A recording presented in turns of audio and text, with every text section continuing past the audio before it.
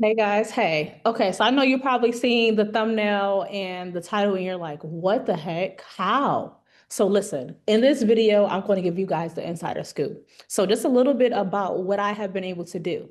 I have been able to help myself and thousands of other people do exactly what I'm going to be teaching you guys in this video.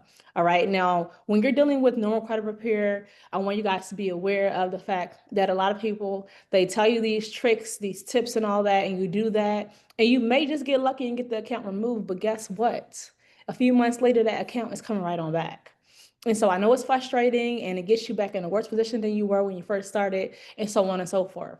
But however, if you follow what I provide you all on this particular channel, you guys are not going to have to deal with these issues, okay? Because over on this side of town, we do things legally and we do things uniquely as well, okay? So you see the title, How to Prevent an Account from Coming Back After You've Gotten It Deleted, all right? First step. First step is always the same step. It never changes. Pull your credit report from the number one trusted source for credit reporting. So you're probably like, okay, who is that? And guess what? It's not Credit Karma. It's not Identity IQ. It is not Smart Credit. There's no third parties that I'm going to recommend for you all to be doing this process with.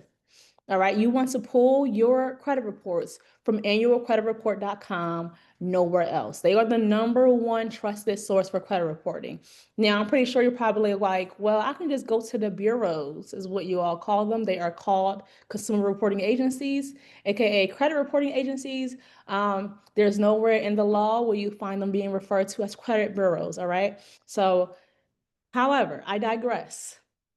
The consumer reporting agencies or credit reporting agencies, listen, when it comes to how they're reporting their own reports on their web versions, they do not provide you all with the details. Okay. They may give you a little bit of details, but in your credit report, the one they have with that company, it provides you all of the information. And just a little tip, the more information that you are able to dispute, the greater your chances are to be able to get that account removed. Okay. So you need to have access to the report that's going to provide you with the most information so that you can look at every single thing that's being reported and sent to furnishers on, or not sent to furnishers, sent to potential credit lenders, right? You want to know what they're seeing. So annual credit report is going to give you that. All right. Pull it from there. And the great thing about annual credit report is the fact that it's free and you can pull it once a week. Now, if anything changes, I'll come back and I'll update you guys. But for now, as of when I record and drop this video, it is once a week for free. Okay. Now, if you're having a hard time, because people have been reaching out to me saying, I'm not able to get my stuff online, go ahead and request a letter or request it through mail. Okay. It's going to take a little bit longer, but trust me on this, it's going to get you the results that you really want to have. All right. The next step that you want to take is identify the inaccurate and incomplete data on your credit reports. Now, I want you all to be very aware about what language that I'm using. I said inaccurate and incomplete. Now, as it relates to dealing with your credit reports, right? The reason why we're able to get things removed from our credit report is because of a law that is named, entitled, the Fair Credit Reporting Act. So in that act, there is a subsection, 15 USC 1690 or 1681I. In that subsection, you're going to find where they are saying that if a consumer disputes the accuracy and completeness, so the opposite of accuracy and complete is inaccurate and incomplete. Okay, so that's why I use those terms. So when you all are watching my videos, you're able to follow me. I wanted to give that, give you guys that insider information as well. Now, identify these things. So you're probably like, well, what is considered to be inaccurate? I want you guys to think about this. If you know for a fact that you made a payment on a certain date, and then you go through the payment history, and that payment is not reflecting on that date that you made the payment, that's inaccurate. If you made a payment and the amount that you made the payment for is reflecting differently than what they're saying that your last payment was, then that's an inaccuracy. Okay. So incomplete. Incomplete is where you're not finding any data at all next to places and spots where there should be information reporting there. All right. Decide where to send your letters. Now, this may be different from where you have heard and things of that sort, but I'm gonna tell you one thing. You do not have to send your letters to all three credit bureaus, consumer reporting agencies. You do not have to send it there. All right. The reason why I say that is because when you send your dispute letter off, let's say you decide to send it to TransUnion, you send your letter off to TransUnion, TransUnion is going to send your dispute letter and all of the relevant information and details to the company that you are disputing about. Okay. And so the company that you're disputing about has to do their own investigation. TransUnion has to do their own investigation. The company then decides, okay, this person has some validity to what they're saying, so let's go ahead and remove this account permanently. The company, after they made that decision, has a responsibility to alert the other two or the other five, because there are hundreds of consumer reporting agencies, believe it or not.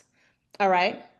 So this company has a responsibility to let all of them know, including TransUnion, to remove that account permanently from your credit reports, or to remove it until they're able to figure out what's going on from your credit reports. Okay. So send your letters to just one. Now, my suggestion would be locate the agency that is providing you with the most inaccuracies, with the most incomplete data points, and send it there. But pick one. This is also helping you because you don't have to draft multiple letters. You don't have to send out multiple letters. You don't have to pay for those letters to be, sent off. Now, where I get into saying pay is because my other suggestion would be for you to send your letter certified mail. The reason why I suggest for you to do that is so you're able to track when they receive the letter. You keep it for your records so that you know what is happening with your particular disputes, and you're able to use that as ammo if you need to. Okay.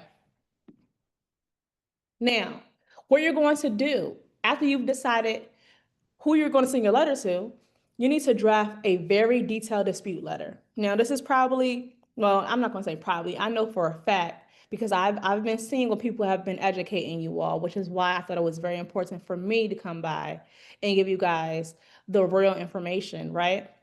You want to make sure that your dispute letter is extremely detailed. The reason being is because you are the one who has the problem, right? You are the one who wants an investigation to be done to ultimately be done in your favor. Okay. So the more information that you provide to them about your situation, the more chance and likelihood you have of this account being removed or being updated to reflect favorably for you. So create a detailed dispute letter that clearly identifies what is wrong, what is inaccurate, how it's inaccurate, and how it's currently affecting your ability to be able to obtain credit opportunities or lending opportunities or your new vehicle or your new house, so on and so forth. Okay. Put that in there. It's very, very important. I'm telling you guys what I know. All right. Now there's going to be a time where you may go ahead, you send your letter off and you get those deletions. That's what we want, right? We want deletions. And so listen, let me tell you guys a little about what I've been able to do and help others do. I had a few people have like 60 plus accounts that were negative on their credit reports. I mean, their credit reports were hundreds of pages long. Okay. Now, by following my techniques that I'm teaching you guys today, they were able to wipe off 60 plus accounts with one letter. So this is why I say follow-up response. This is just going to depend on what happens. So either you're going to get the deleted response, you're going to get verified as accurate, or you're going to get updated. In the event that you get verified as accurate, you want to follow up with them, create another letter, calling them out about the fact that they did not go through your dispute letter that you sent the first time, and identify exactly what you said in the first letter. In the event that they go ahead and send you an updated response, go and see what they updated, because more times than not, they have made the account even more inaccurate. That helps you identify those inaccuracies and go ahead and send your letter off. Okay. Now you have done something really, really powerful with your follow up. You have established a pattern and now you got them right where you want them. Listen, you have to establish a pattern. Okay. Because if you're only able to show, well, I sent them one letter and they didn't do what I asked, and so I deserve recourse. Nobody's going to pay you any mind because they can easily cop out and find a loophole. So you want to make sure that you have the strongest position possible. So your strong position is you establishing a pattern. So your follow-up response and how they respond to that follow-up response establishes a pattern of them failing to do what they're supposed to do under the law, under their responsibilities, under the FCRA. Okay. Now, now you have gotten everything that you need to position you to successfully, legally get into an agreement with the agency. So Equifax, TransUnion, and Experian about the possible reinsertion of an account. So what I mean, this is the insider secrets, okay? You can, like I said, you're in position now to be able to get them. You will get to the point where there's a situation that the agencies are looking to settle with you. They're looking to get into an agreement with you that's going to prevent them from having to deal with any further penalties. So you're going to sign documentation with them, and they're going to not only agree to delete the account that you were trying to get removed, but what they're going to say to you is, hey, now, we can't guarantee that this company won't put this account back on your reports, but what we can do is that to pull your credit report, if you were to pull your credit report and you notice that that account is back on your credit report, send us an email immediately to this specific email address and we will remove it immediately. That is something that I have an agreement with, something that a good few of my students have an agreement with them. And so it is possible. Now, not everybody knows about this. This is why I said it's insider secrets. So follow what I say in this particular live or in this particular video, and you guys are going to see success that you never even thought was possible. Thank you guys so much for being here. Hit that subscribe button. Let me know what you learned today in this video. Catch you guys next time. Until next time, it is Credit Talk Tuesdays with Coach Don. I'm out.